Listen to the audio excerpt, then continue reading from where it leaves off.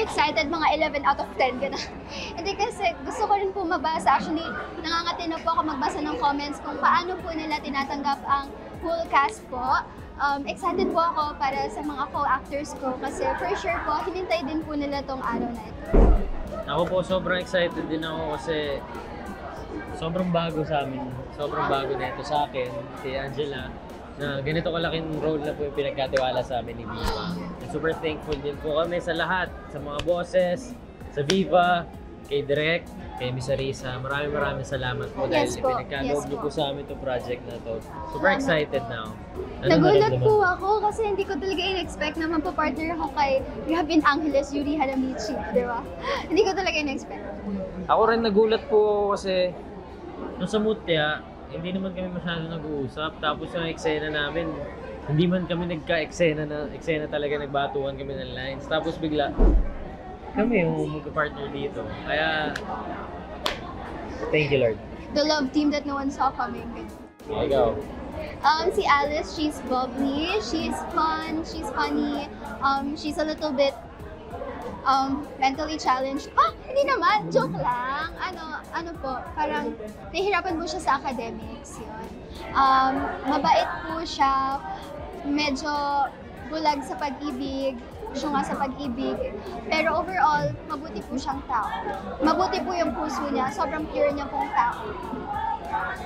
Drake Palma naman, red flag, pero marami kang aabangan sa kanya. Marami siyang dinadamdam mo. Marami siyang dinadala. Yeah, marami siyang dinadala. Kaya siya ganun. Hindi siya ganun for no reason. Yes. Hindi. Ako pa nakarelate. Nung binabasa ko po yung libro, sabi ko, hala, ako nga si Alice. Kasi kahit yung yung way niya ng pagsasalita, nung 16 years old ako, ganun ako. Makulit ako, pasaway. Siya nga sa pag-ibig. Ako nakarelate po ako kung paano lang niya mahalin yung mami niya. Yan lang. Bago naman po kami isa lang on set, nag-workshops naman po kami with Miss Ana Fileo and big help po talaga yun. Kasi nung una, medyo awkward pa po kami. Pero after po ng workshops namin, naging po kami, komportable po kami sa isa't isa. Diba? Ako po, nalaman ko na nagsasalita pala si Angela Muji. Opo, kasi introverted po ako, Kasi hindi niya po ako pinapansin sa set ng Mutya na Section 8. Takot po ako sa tao, takot Kasi po hindi ako. po niya kami pinapansin lahat. Oy, grabe Nahihiya naman. Oo, mahihayin ako, kaya every time na pinapansin niya po ako, natutuwa po ako. Like, kunyari natutulog ako, tapos nangaasar siya, ganyan, natutuwa ako, tapos wala, happy ako na mas nakakapag-usap na kami openly kasi yun nga po, introverted ako, so medyo natatakot akong mag-approach ng tao. And ayun po, wala na po akong hiya sa kanya. Ay, eto po, kasi natapilok po ako noon. Pwede ko ba sabihin? Marami po pero natapilok ko. Sige, bala. Sure ka? Sige. Sure ka? Sige. Wait, permission mo muna. Sige. Natapilok po ako. So, magang-maga pa rin po talaga siya. So, kailangan po siya ilagay sa ice bucket.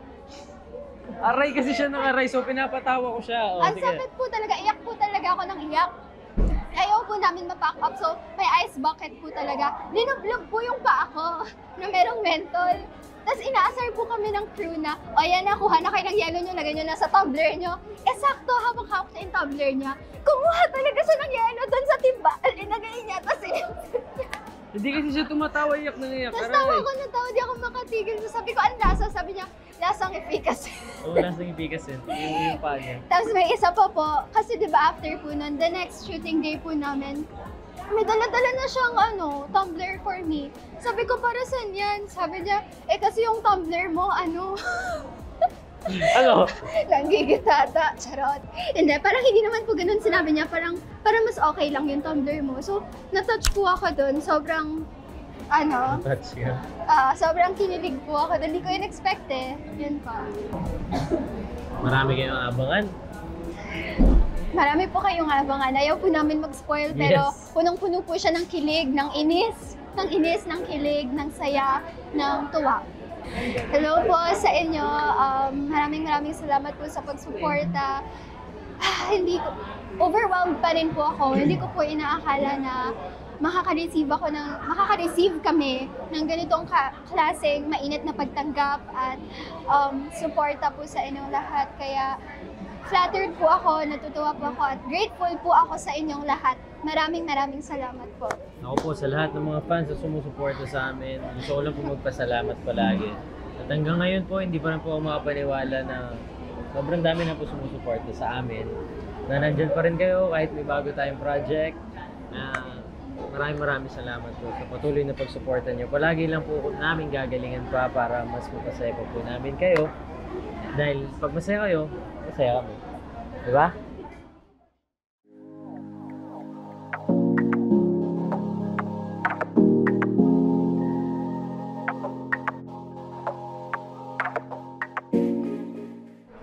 Sobrang excited. I'm very happy na naging part ako ng Seducing Drake Palma. It's unbelievable kasi first of all, lahat po sila mga Viva artists and I'm just very excited to be working with them and with the director. Sobrang gagaling po nilang lahat. And I've only done one taping shoot, but so far I'm enjoying it and I'm looking forward to be working with them and bonding with them more. God, tremendously excited. For some reason, di talaga ako nape-pressure kasi inaabangan ko talaga tong cast reveal na to eh. At saka sobrang grateful ako sa project ito and I'm so proud and excited for these three, si Dylan, si Angela, si Robin, na makakita niyo sila bilang Trip, Alice, and of course, Drake Palma. Actually, ako po yung feeling ko po kanina, kinakabahan ako and then kanina, medyo okay na.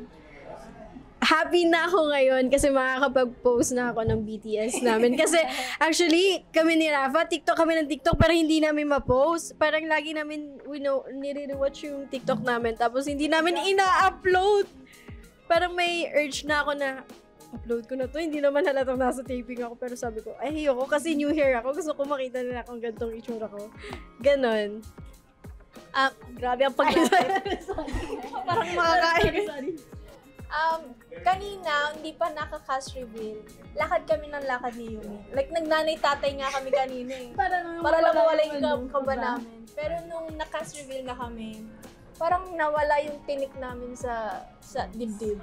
Ganon siya Nakakaba. Sobrang kaba kasi syempre bagong character, bagong series siya. Syempre yung expectation po ng tao, hindi po natin alam kung matatanggap kami. Pero nakita namin naman sa Facebook, sa IG, Twitter, tanggap po kami. So maraming salamat po sa inyong lahat. Ayun. Ako naman, I was honestly just so psyched to do the cast reveal today kasi like medyo may idea na yung mga tao sa mga characters for this cast. Like parang nahulaan nila. Galing niya. Sobrang accurate. How could they know? Ganon. So like, feeling ko it's not that much of a surprise, but at the same time, I'm excited kasi we can finally like share to everyone like everything that we've been doing for this show. Yes, and ayun, so abangan niyo po yan. So, I'm Dylan and I'll be playing Trip Marco Palma. Si Trip Marco Palma, he's the cousin of Drake Palma. And he was a friend ni Alice, and admirer. He is very observant. He's very observant, he's very sincere, he's very supportive. And grabe din siya magmahal. Sobra siya magmahal. Tahimik lang siya, pero grabe siya magmahal. Ayun. Buo yung pagmamahal niya compared to... Honestly, iba siya eh. I've never played a role like this before. I mean, I've touched upon it nung university series when I played as Leo. Pero si Leo Conyo na cool kid na ito, comedy talaga siya. Tsaka sobrang simp niya para kay Aya. So, it was a challenge for me kasi sobrang iba yung personality niya sa personality ko. Kaya ako, I felt like I wanted to see my range as an actor and experiment how well can I portray this role. So, ayun lang. I'm Yumi and I'm playing the role of Aya. Si Aya kasi, siya yung best friend na confident and meron siyang humor na sobrang witty niya talaga, grabe. parang kapag kasama mo si Aya, hindi ka maboboard sa kanya. And lagi siyang may paandar kasi nga matchmaker siya ni Alice and Drake. Ang pinakagusto ko kay Aya, yung sobrang balahura niya magsalita. Like, wala siyang pakialam kung may makarinig, kaya kung ano man isipin ng tao, baliw ba siya, ganon. So, ayun lang naman. Ako naman, grabe talaga siya sorry. Ako naman po si Rafa Victorina, playing the role Keichu. Si Keichu naman po dito is isa siyang cheerleader. And si Kei kasi kung ano yung gusto niya, dapat nakuha. Kei wants, Kei gets. Ganon. Competitive talaga siya. And mukha siyang mataray, pero mabait naman po talaga. Ha? Oo, mukha. So, ayun lang. Medyo may pagka-rude din kay Shin. Sorry, ganun po yung rude. Drake Palma. Dahil nakita ko si Drake, Oh, yeah. yes, medyo na-challenge ako sa kanya. Kaya ayun lang. Maganda role ni Kay. Swear.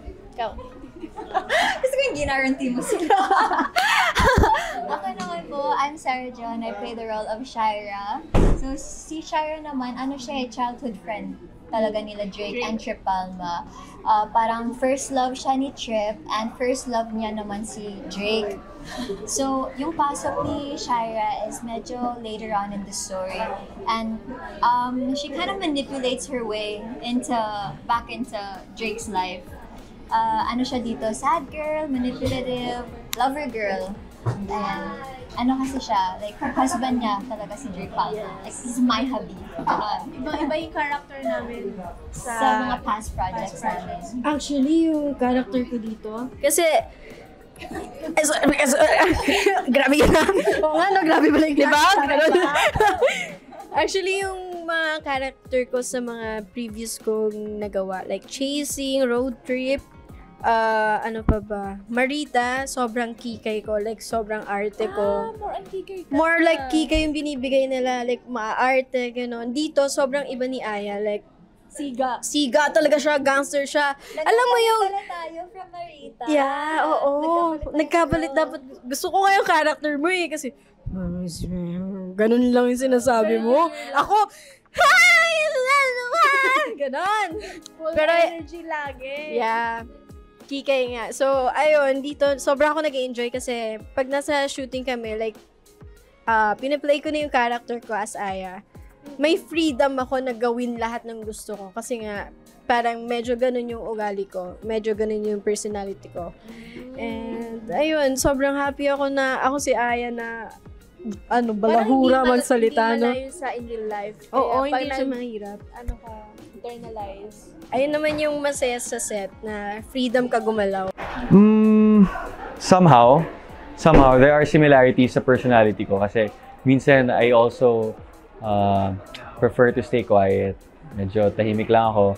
Pero may lalim, may depth yung sinasabi ko. So, ayun. And also, he's very sincere. And ako feel ko, very sincere naman ako na tao. Very honest sa mga tao na nakakausap ko, nakakatrabaho ko, at sa mga kaibigan ko. And ayun, yun yung similarities namin. Opo, nakarelate ako kasi ganun talaga ako magsalita. Kaya parang, Ayan siya, ayan po mismo, ayan. Wala pa to. Level 1 pa lang to. Merong pang level 10. Hindi makikita. Nakarelate ba ako? So, ano kasi si Shira, yearner siya. So, like, she wants Drake Palma. Nakarelate ba ako? Parang thought ganyan si Drake. Tama? Ha? Parang ganun. Thought Got ganyan. ka ba si Drake doon? Oo. Kasi nga, parang like, ayaw mo mag-move on. I've always wanted him, parang ganun. Ever since pagkabata, gusto ko siya. So, medyo hindi ako na-relate. Siguro sa part na Shira is such a lover girl and she has like... grabe siya mag-love. Pero yung sa mga manipulative side, wala na ako dun. I can't relate. Sige, abot mo. Dalawa sa akin. Kasi hindi complete yung answer mo, hindi nakatuto. Ano ba yan? Grabe talaga. Huwag na. Ayan. In real life, hindi talaga. At all, hindi po talaga. Kasi hindi ako cheerleader in real life. Mean girl ka kaya? Cheerleader, tapos Mean Girl, tapos Kikay. Very Rafa. Very Rafa, talaga. Very attitude, very... Sa outcome kasi, very very K. Kung anong gusto ko, yan ang makukuha ko. Hindi na siya makapag-explain. Explain ka na. Joke lang, sorry. Basta po, hindi po nakaka-relate kay Kay. Kasi ang layo niya in real life. Ako po kasi, yung personality ko, parang si Aya. Yun. Boyish, siga, mahilig mang batok, mang palo, mang prangka, pag alam na syunga-syunga talaga yung... Diba? Mapapaganon ka na. Mabigat ang kamay. Ayun, pag syunga-syunga yung friend, ginaganon ko talaga. Very Aya siya. Pagtanga sa pag-ibig. Hindi yun tinatanong ha? Hindi ba? Hindi siya tinatanong. Ba't mo sinagot? Hindi siya tinatanong talaga. Ayun, next question please. Ano lang ako, two or three sequences lang ako that day. Pero, parang early pack up ako I was packed up na mga 3 or 2 p.m. But then I stayed until night. So I bonded with them. Nag-dinner kami.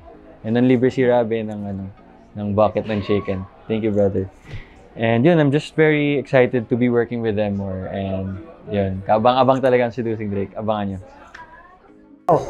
Pag on cam, I think the most memorable moments is when we play around with our lines. Itong si Kent kasi it's hard to be by the book when I'm reading the script. As much as possible, I like to explore. I like to explore my lines. Si Yumi naman, she likes surprising me with her nuances. She'll do like actions that aren't part of the script, kaya parang ina-adlib ko na yung reaction ko. And I think it works very well kasi hindi talaga ina-expect ni Kent yun. And ganoon din ako kay Aya, kay Yumi. Hindi rin niya ina-expect yung mga ibang adlibs ko, so abangan niyo na lang yun. Nakapag-shoot na siya. Ako kasi, I haven't started shooting yet sa series na to kasi medyo gitna banda papasok si Shira as the conflict of the story. So I'm gonna give the stage to you guys. Galing! Kami sa set kasi, ewan ko, gusto ko sila lagi makita. Gusto ko lagi silang maka-work. Like, lagi ko silang hinahanap. Miss ko na kayo. Kailan na tayo mag-work? Kailan yung taping natin? Ganon. Tapos kapag nandun na kami, wala rin. Yung baksak din kami. Kasi nga sobrang pagod. Lalo na sa set. Sobrang bilis nilang si Derek Crisanto, sobrang bilis niya mag-work. Ayun naman yung nakakatuwa kasi parang never kami umuwi ng late. Like, super late. Meron lang kasi yung acquaintance kasi gabi siya gaganapin. So, late call time namin nun. Then, kinabukasan kami umuwi ng morning. Ganon. Pero ayun na yung pinaka-late na uwi. Pero hindi talaga kami umabot ng 2 a.m., 1 a.m., laging 12. Nasa bahay na kami. 11, tapos na kami. Ganon. O, sobrang nakakatuwa ka-work ni Derek.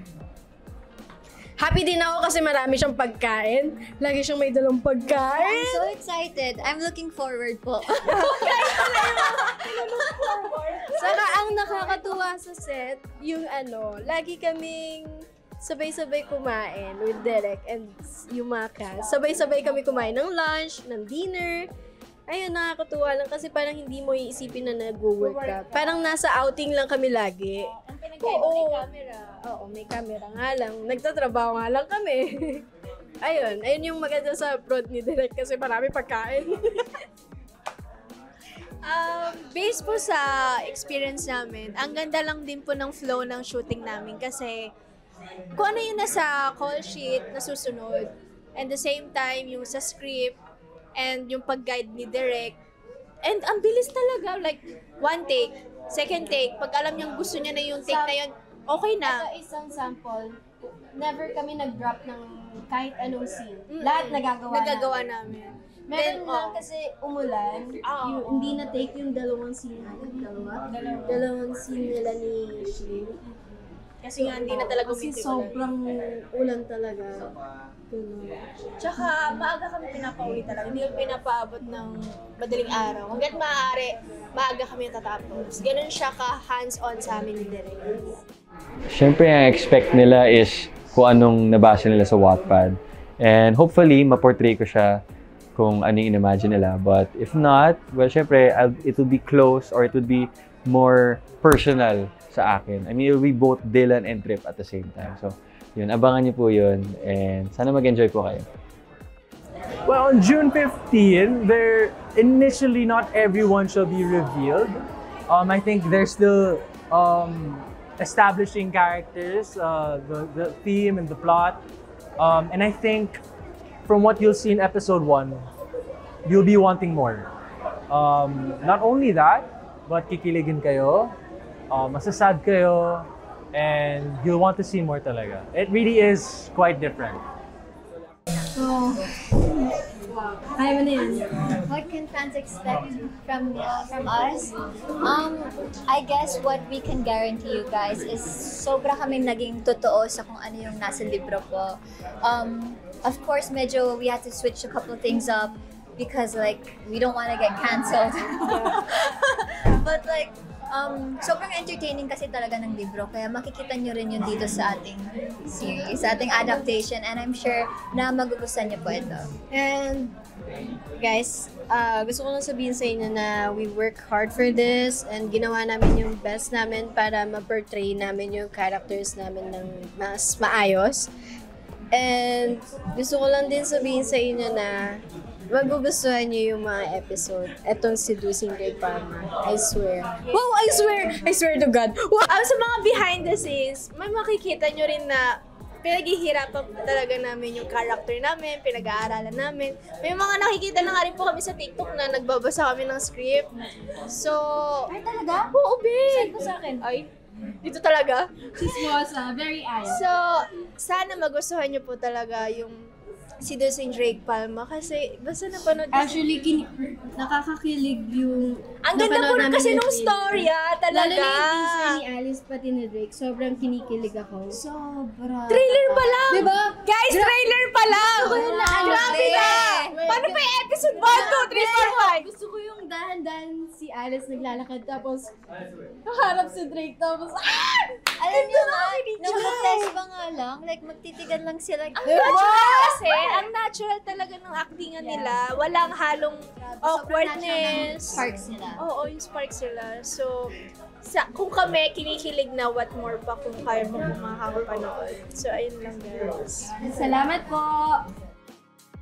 Hi! Hi! Ako nga pala si Angela Mucci. Ako naman po si Robin Angeles. At iniimbitahan po namin kayo na bisitahin ang pikapika.ph. Pika-pika.ph. Pika-pika!